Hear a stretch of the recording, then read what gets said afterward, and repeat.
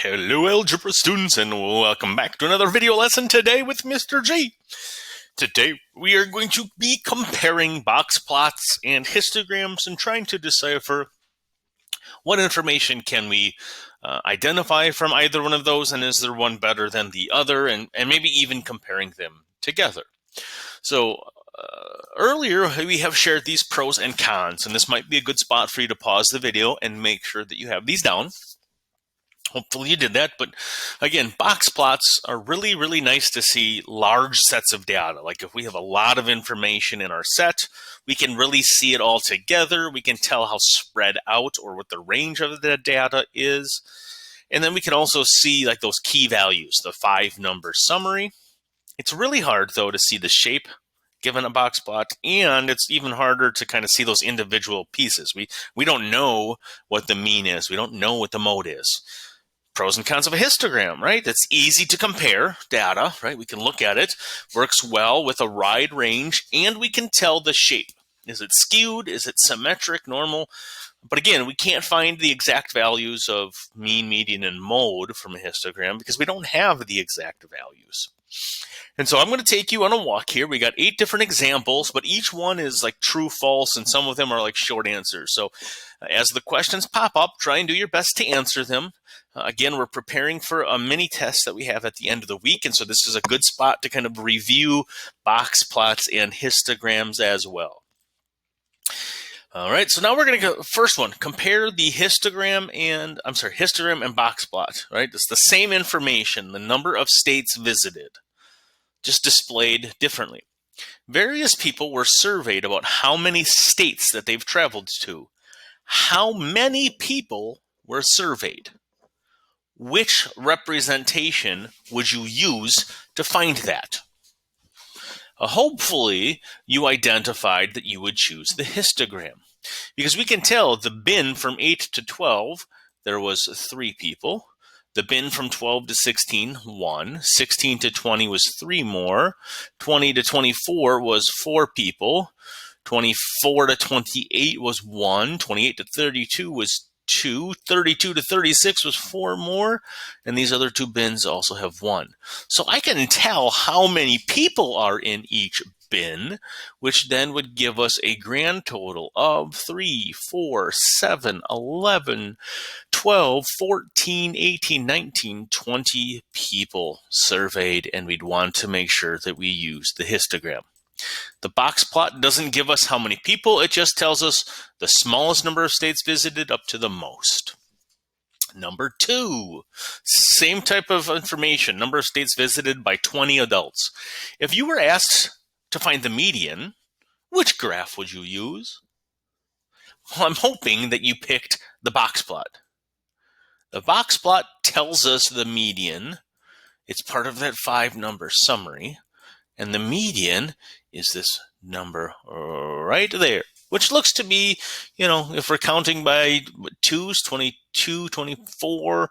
So I'm going to say that it looks to be about 22, 22 and a half, roughly, right? But the idea is if we want to find the median, we're going to use the box plot. Next one, what information can you determine from the box plot that you cannot get from a histogram? What can we get from a box plot that we cannot get from a histogram? Basically, we can get the 5-number summary. That's the best part about using a box plot. We can get that 5-number summary, which is, let me start typing again. The minimum value, the Q1 value, the median, the Q3 value, and the maximum. Right? It gives us those 5-number summaries, which kind of helps us describe how the data might be distributed in each quartile. Next one. What information can I get from a histogram that we can't get from the box plot?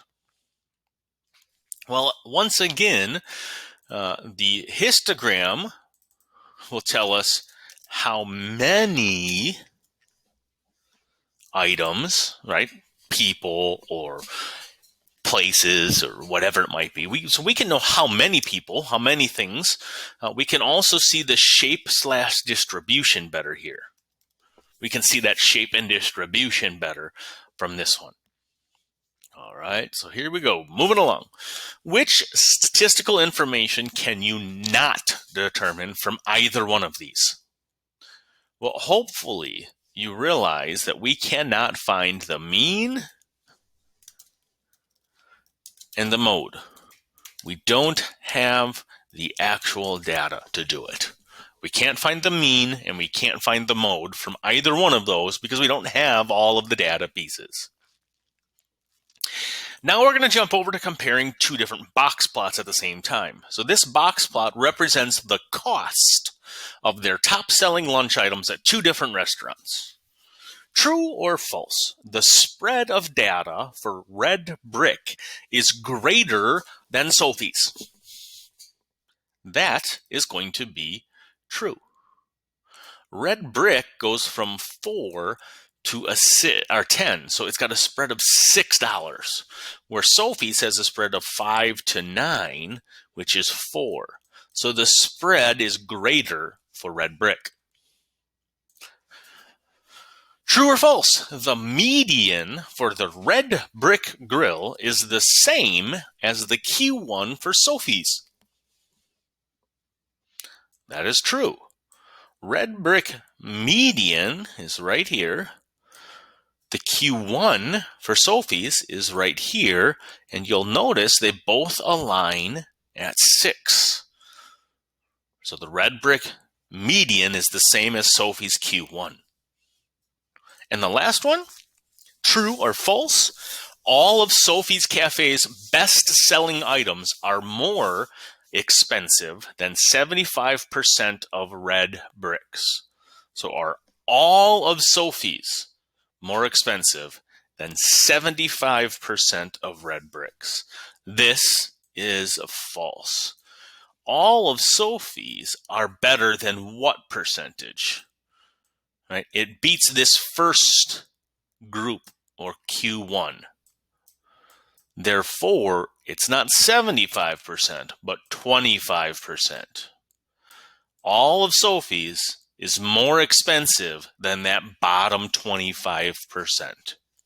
So again, we're just comparing when it's better to use which type of box plot or histogram and why we might use each one. Make sure you tried those today, and if you have questions that you reach out. We've got a mini test coming up really soon. Until next time, everyone, stay safe.